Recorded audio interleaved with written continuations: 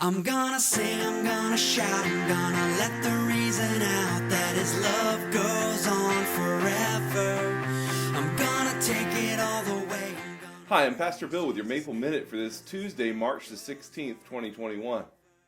I just want to remind you, if you could, before we get into today's discussion, take a moment to like us. If you're on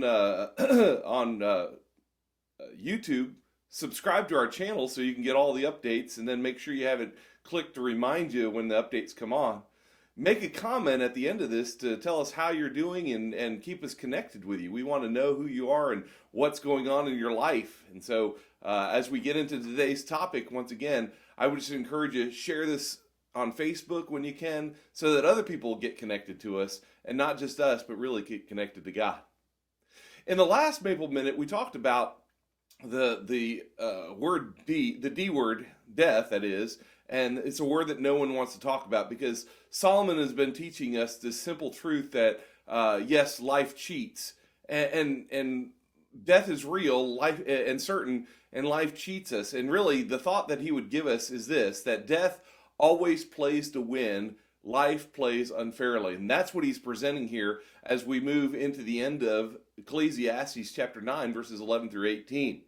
See, we've already seen how death wins when it comes to our lives, and it doesn't matter if we're just or unjust, if we're good or not good, we're rich or poor, young or old. But the question we want to talk about today as we approach this topic of life cheats us is, what about life? What do we know about life, and the life that we're so interested in knowing its meaning? What do we know about life? Well, Solomon gives us, remember, he's giving us advice under the sun, that is, without God. And he gives us a couple things to think about. The first thing he talks about is the fact that the best man isn't always rewarded. Now, remember, the topic is that life cheats us. And he's just, it's not that cynical of a statement, but the best man isn't always rewarded. The winner isn't always the best person, and that's the whole idea. He's telling us that life is unfair, and most of us who've been around long enough, we know this truth, but we have to remind ourselves of these truths, or we will get cynical about life. Solomon says this in verses 11 and 12. He says, again, and he's just repeating something like, this is the common theme that I've been seeing. He says, again, I saw under the sun, that is, without a view of God in place, just life as if I wasn't a Christ follower. He says, I saw under the sun that the race is not to the swift. Wow, that's sort of strange, because you'd think the race would always be won by the fastest. He says, nor the battle to the strong. You know, sometimes the strongest person doesn't always win. We're getting ready to enter into March Madness, and you know, the team that wins the March Madness tournament isn't necessarily the best team of that year. It's the best team at that moment. That's what we love about it. Underdogs can always win the game. And it's not really fair for those who have practiced and are the most talented, but the battle is not always to the strong. And he goes on to say, nor bread to the wise.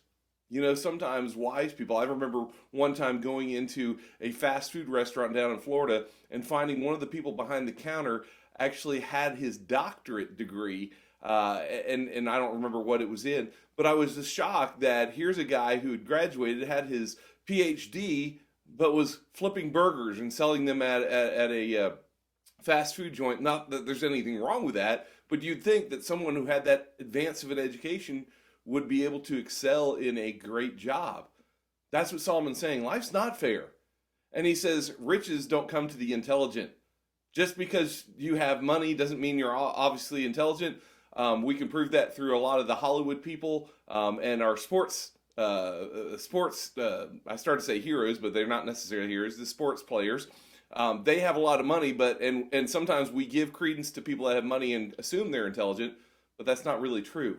He says riches don't always come to those who do have intelligence, because life's not fair. He says, nor does favor come to those with knowledge. You're not always guaranteed good things just because you know things. But time, and this is a cynical view, but he says time and chance happen to them all. Notice he doesn't say God has prescribed things. He says time and chance, and that's his view without God. He says, for man does not know his time, and there again, what he's talking about is that aspect of life and death. We don't know when our lives will be over. He says, like fish that are taken in an evil net, and like birds that are caught in a snare, so the children of man are snared at an evil time when it suddenly falls upon them. And the truth is that life is not fair. We don't know what'll happen. This week you may get news that is not what you want to hear. You may have a relative, or heaven forbid, you may even fall prey to a major life event that could cause your life to end. We don't know. We're not guaranteed anything. And Solomon understood that. He doesn't ascribe it to God, but he basically is saying, hey, life is not fair. And this doesn't really sit well with us. You see, we have this innate desire for life to be fair, but in reality, as Christ followers, we know we don't really want it to be fair, because a fair life doesn't really help us. See, fairness is kind of a natural instinct that we carry inside.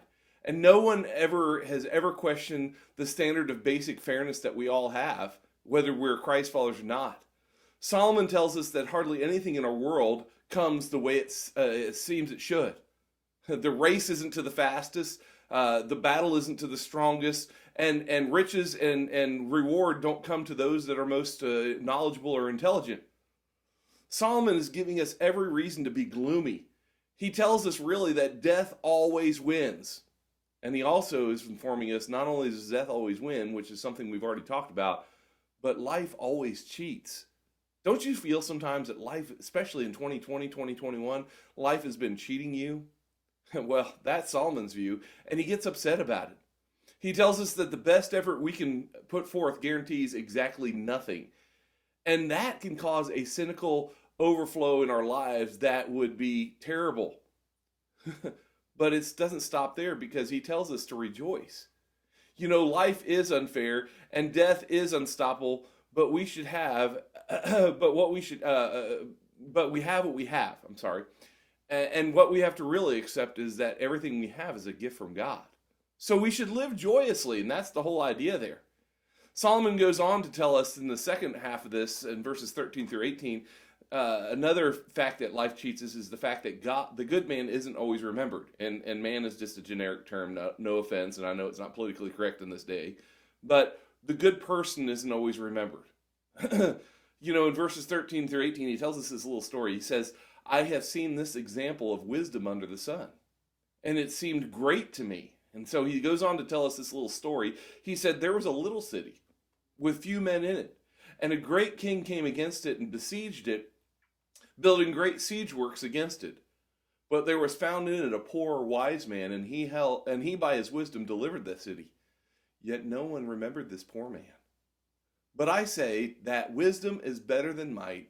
Though the poor man's wisdom is despised and his words are not heard, the words of the wise heard in quiet are better than the shouting of a ruler among fools. Wisdom is better than the weapons of war, but one sinner destroys much good. Solomon here, he's given us a lot to think about as he tells his story, and he says there's this little town that has just a few people in it, and it becomes the battleground for this king.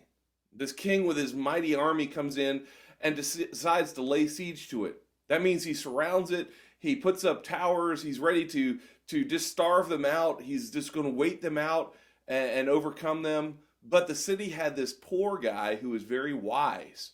And the wise man helps deliver the city. Solomon doesn't really tell us how, but he says the man's wisdom helps deliver the city. And you would think, well, this boy, he would get the keys to the city. Maybe he'd be rewarded monetarily. But Solomon says not so. He's quickly forgotten.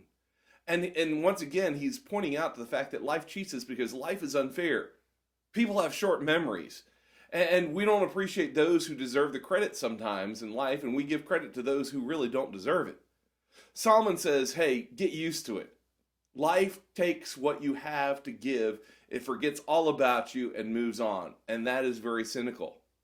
So in thinking this thing through, and once again, I have to point out that Solomon's viewing this without God in his life. What are we supposed to do, given the unfairness of life? How should we react? Well, let me just say this. The secret is to remember that this life is just a preparation for the real life to come. You see, the most unfair part of life, the ultimate unfairness of life came in the life of a guy named Jesus Christ, who was crucified, though he never did anything wrong. In fact, you go through Jesus' life, he was a blessing to everybody he met. He healed, he forgave, he fixed problems, he restored relationships, he made people better. But he also told us that in John chapter 14, verses 1 through 3, he said, don't let your hearts be troubled. Believe in God, believe also in me. In my Father's house are many rooms. If it were not so, would I have told you? And if I go and prepare a place for you, I will come again and will take you to myself, that where I am, you may be also.